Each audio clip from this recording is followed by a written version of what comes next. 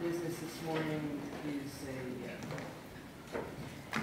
mayor's report on an initiative that upon which we've been working for some time, and I know several of the council members are very familiar with not only the national My Brother's Keeper initiative proposed by the president, but also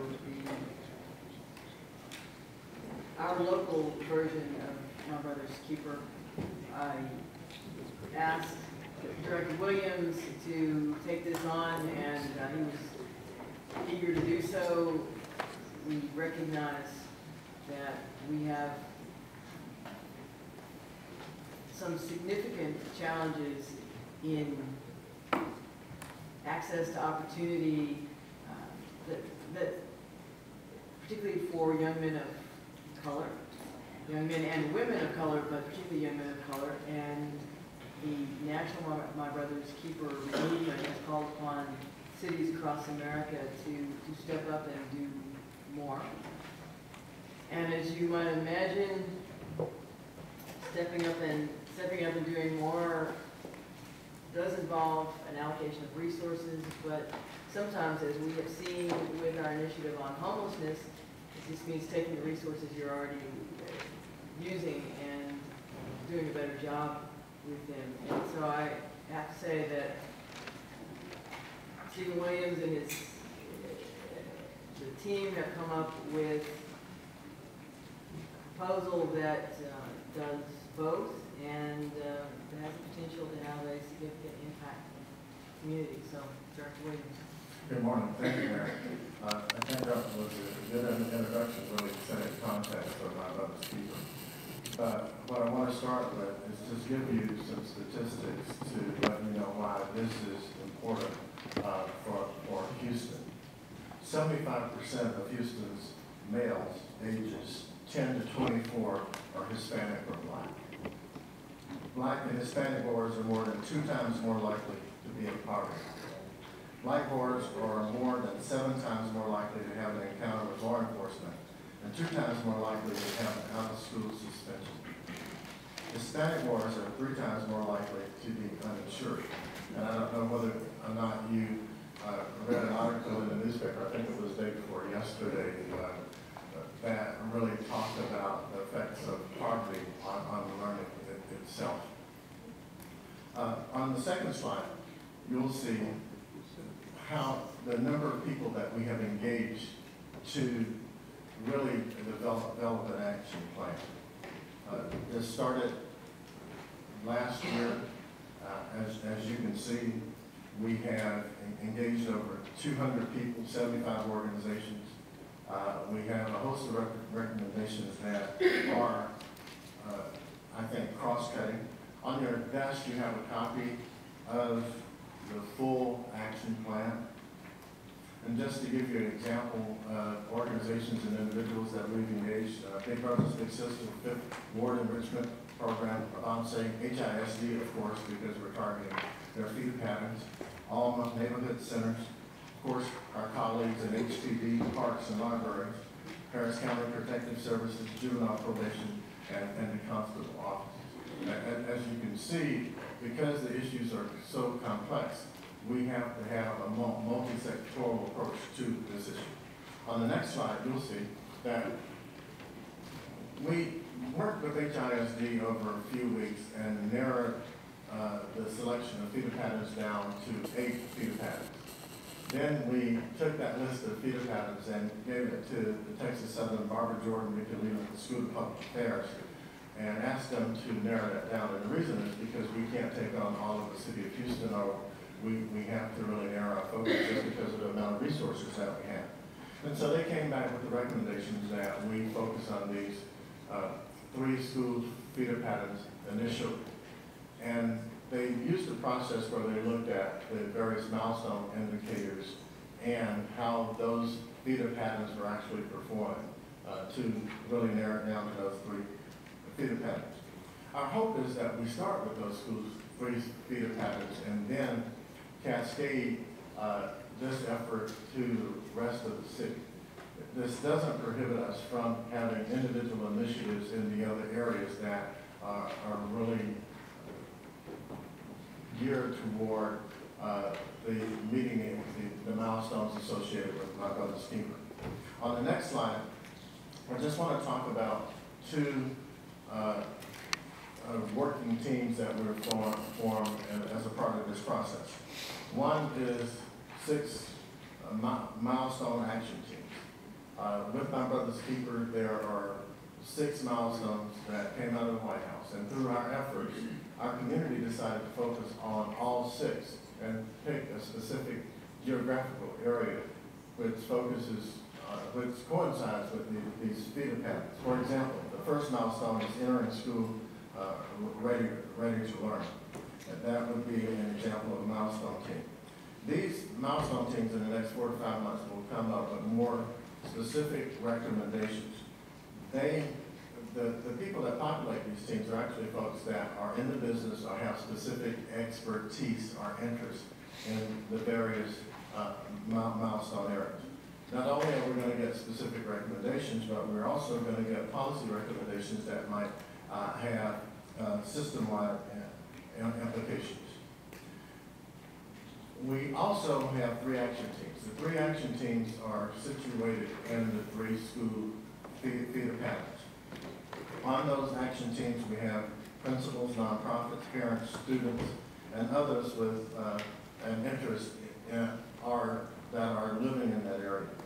They're going to be responsible for taking those specific milestone recommendations and implementing them in that specific feeder pattern.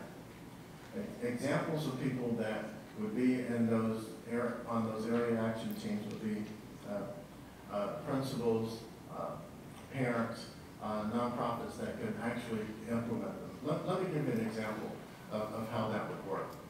For example, I mentioned the first milestone, which was in school ready to learn. We know that preschool is very critical. Quality preschool is critical to accomplishing that milestone. If you look at one of the feeder patterns, the first thing that you would do is do a baseline assessment to see whether or not there is ample access to preschool in that given area. If it's not, then we would need to come up with a strategy to address that. It might be the development of a preschool, but it also might be something that an initiative that or a program that we might put in parks or libraries where that would target grandparents or family members that are raising children. It could be on the train level. Not only would you be providing parental coaching to the individuals that are raising their children, but you will also be engaging your children in meaningful activities, increasing their opportunities to learn, as an example. And throughout this process, we have engaged, of course, HIHD, their administration, their principals, the strategic partnership group from HIHD.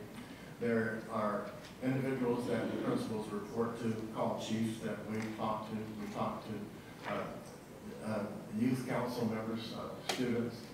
In our launch, if you were present, you saw a number of students participated in that launch. Last week, we had our first action team meeting in the Cashmere area. We had over 50 people participate in that. We were pleasantly surprised there. The group was composed of principals, alumni from those schools, a number of community-based organizations, and just regular parents and students from that area. Tomorrow night, we're going to weekly, and next week we will be in the Scarborough feeder pattern. On the next slide, you will see how we've kind of laid out the relationship between the challenges, what we're proposing as solutions and results. One of the things that I want to remind you of is that this issue is very complex, and in order to really deal with the complexity of issues that are facing boys and young men of color, we have to engage multi-organizations. Our department has served as what we call the backbone organization. That means we are leveraging current staff and some temp staff that I've brought on in order to support these community organizing efforts. If you've ever been involved in that, you know that it's very time consuming and it is staff intensive. One of the things that we realize is that in order to really tackle this problem, that the solution that we come up with has to be to the scale of the problem, and that's why we decided to really narrow this down to specific geographical areas. On the next slide, you will see that we're not trying to just create another program. We want to develop a systems approach to this. One of the students that has been involved in this effort really called this a movement. It would have been easy for us to develop just a mentorship program, but because of the complexity of the issue, we realized that wouldn't cut it. We really want to use organizations that are currently in existence and leverage those resources. For example, we had a meeting with Big Brothers Big Sisters. They are a mentorship organization.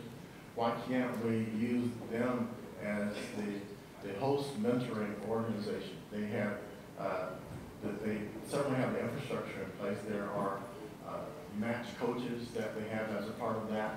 They do background checks, they do screening. When I wasn't big, even though my wife worked in Big Brothers Big Sisters, they came out and looked at my house to make sure that it was a safe environment, and I had to go through a background check. And so, because we're a government organization, we want to ensure that we do this within certain standards. This is an example of how we want to leverage current resources. One of the things that I'm really proud of is what has been going on inside the city of Houston within the departments in support of this effort. Dr. Lawson from the library has agreed to bring together other city departments to see what we can offer. And what we've done is she's coordinated the development of an instrument that lists all of the things that individual city departments are doing that can be brought to the table in support of this initiative. For example, the Houston Airports system has an intern management program. Public Works has a Pathfinders program that we could bring to bear. Of course, you know of the gang violence prevention programs that are in the Office of Neighborhoods. This is an example of really leveraging the resources that we currently have, but focusing them in a targeted way so that we can maximize the impacts of this. On the last slide, and the Mayor kind of hinted to this, you see the first thing that we have is infrastructure support. Primarily what we've done is to leverage our current resources within the department to get this effort to this point. Because this is going to be an effort that's going to have an extensive evaluation component, there's going to be a need for resources for evaluation. Oftentimes when these projects are developed or initiatives are developed, we do things that feel good and that make us feel good, but they don't really have the impact. I have a planning and evaluation unit, and certainly want to bring on, not necessarily internally, I would probably lean toward contracting with a third party to really build a great evaluation component to this so that we just won't be doing things for the sake of doing it. We know that from talking to folks in the community and various stakeholders that there's going to be resources that are necessary to link people with services. And of course, we want to contract out for a variety of services. We know that there needs to be job readiness, mentoring, life skills training, literacy programs, and wraparound supports for this population of children that we're dealing with. I think that it is important for us as a city to demonstrate our commitment through financially. I'll be honest with you, the first thing people ask me as I go out, visit with foundations and other folks trying to garner resources is, what is the city offering up? It's hard for me to explain to them that I'm leveraging my internal resources because I can only put a soft dollar amount to that. And in the coming months, I'm going to come back and ask you for a couple $1 million to support this effort. We know that $2 million won't solve this problem, but I see it as seed money. It would, I think, position us to really drawing in other resources, which will be absolutely necessary to do that. Let me give you some feedback on how we're faring from a planning standpoint. Just this week, I've been in contact with folks from Seattle who next week will come down and spend 2 days to see how we were able to put this together. The Aspen Institute has also made an inquiry. They want to visit with us to see how we're doing that. And this afternoon, I'm meeting with a colleague in San Antonio who really is interested in replicating this effort. So I think that in this case, we're kind of at the head of the pack because we haven't chosen to do an individual project, but we've chosen to approach it from a public health perspective and use a systems approach to tackling this very complex issue.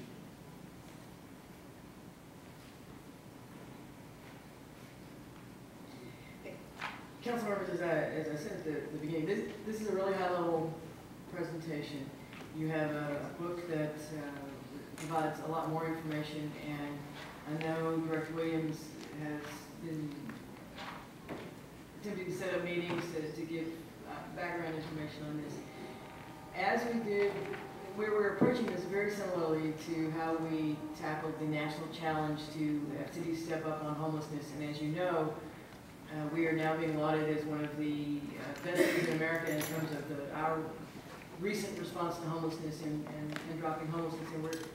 And that happened in a very similar manner, which was figuring out what you're already doing and who's doing what.